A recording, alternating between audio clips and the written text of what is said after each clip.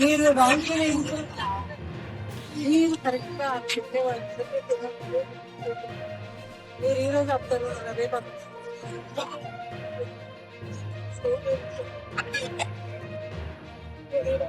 పేర్లు 14-17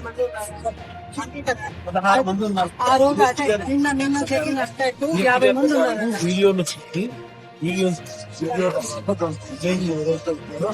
ఇది కూడా యాడ్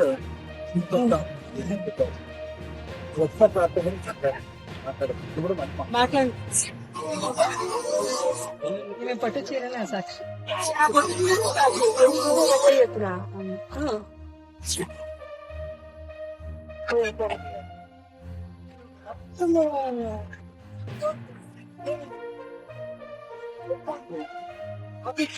యాది లేదు అలా వాడు అనుకుంటే ఇంకా బయట కావాలి.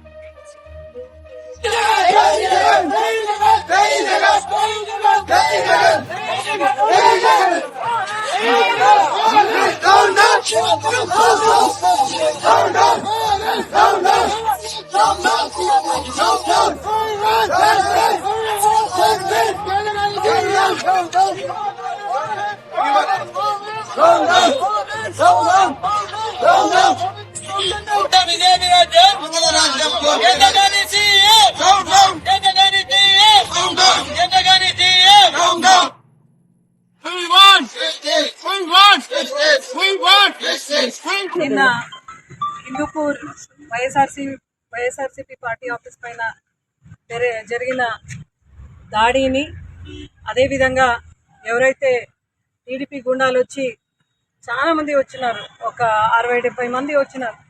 అంటే రాష్ట్ర వ్యాప్తంగా కూడా వీడియో కూడా రిలీజ్ అయింది, మీరు అందరూ కూడా చూడడం జరిగింది. వాళ్ళందరి పైన అటెంప్ట్ టు మర్డర్ కేసు పెట్టండి అని మనం పోయి నిన్న డిఎస్పీ గారితో మాట్లాడినాం. ఎందుకంటే నిన్న ఒక ఆఫీస్లో దీపికమ్మ గారు కానీ వేణు గారు కానీ అక్కడ వాళ్ళు ప్రజెంట్ అయితే ఖచ్చితంగా వాళ్ళపైన విద్యాయత్నం ప్రయత్నించే వాళ్ళు, అదేవిధంగా ఏ ఒక్క మోటివ్తో వాళ్ళందరూ కూడా చేసినారనేది ఖచ్చితంగా బయటికి రావాలి. ఎందుకంటే హిందూపూర్ హిస్టరీలో ఎప్పుడు కూడా ఇట్లా సంఘటన జరగలేదు. నిన్న ఫర్ ద ఫస్ట్ టైం జరిగింది. లా అండ్ ఆర్డర్ పూర్తి స్థాయిలో ఫెయిల్యూర్ అయింది. అంటే డెమోక్రసీకు డాక్టర్ బిఆర్ అంబేద్కర్ గారు పెద్దవాళ్ళందరూ కూడా చెప్పిండేది for the people, by the people, to the people అని. అయితే ఈరోజు కూటమి ప్రభుత్వంలో వాళ్ళ definition only for TDP, only for Janasena అనే విధంగా ఈరోజు ఇండ్లకు నూకడం జరుగుతుంది, కొట్టడం జరుగుతుంది, అక్రమంగా ఆస్తులు లాగడం జరుగుతుంది. అదేవిధంగా ఈరోజు కక్షపూరితమైన ఒక రాజకీయం చేస్తున్నారు. అంటే మనము అపోజిషన్లో ఉన్నాం, అయితే జగన్మోహన్ రెడ్డి గారి నాయకత్వంలో ప్రతి ప్రోగ్రామ్ కూడా సక్సెస్ అయ్యి ఈ మెడికల్ హాస్పిటల్ ప్రైవేటైజేషన్ వద్దు, ప్రభుత్వ కాలేజ్ కింద నిర్వాహకం వద్దు అనే కార్యక్రమం చేసిన తర్వాత చాలామంది బయలుదేరి వచ్చినారు ప్రతి నియోజకవర్గంలో. అది ఓర్వలేక అక్కడున్న స్థానిక టీడీపీ నాయకులు వైఎస్ఆర్సీపీ పార్టీ పైన, క్యాడర్ పైన ఇట్లా దాడికి పాల్పడి కక్షపూరితమైన ఒక రాజకీయం చేయడం కరెక్ట్ కాదు అని ఈరోజు నేను సవినీయంగా టీడీపీ లీడర్స్కు మీ అందరికీ తెలియజేస్తున్నాను. ఎందుకంటే ఎల్లకాలంలో ఇలాగే ఉండదు, ఎల్లకాలంలో మీరు అధికారం ఉండదు. ఎన్నో పెద్ద పెద్ద మహానుభావులే వాళ్ళందరూ కూడా ex CM, X PM, X మినిస్టర్లు అయిపోయినారు.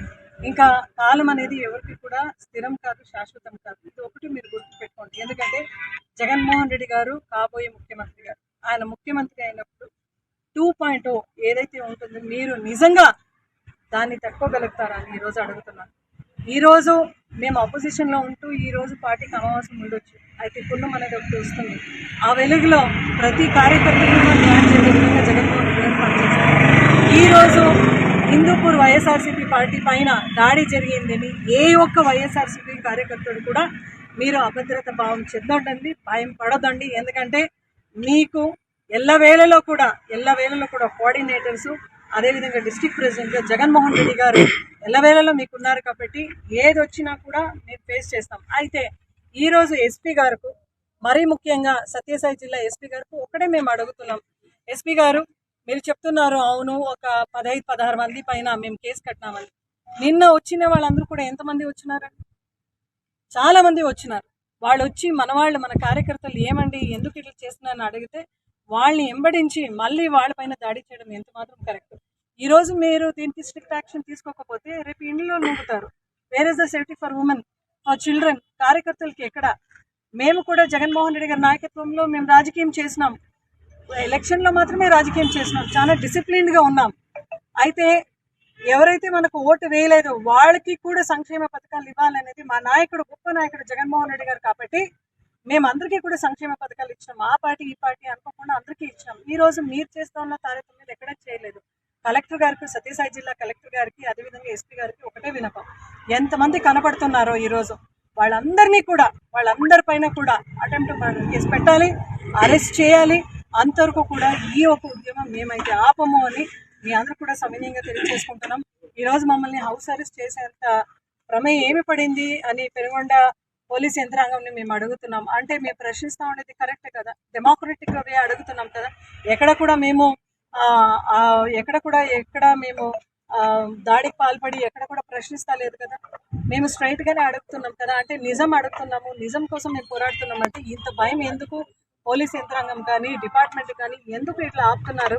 అదేవిధంగా గవర్నమెంట్ ఎందుకు పోలీస్ పని ఇంత ప్రెషర్ పెట్టి మళ్ళీ ఆపమని అని చెప్తున్నారు అనేది నిజంగా ఇది $1 million క్వశ్చన్.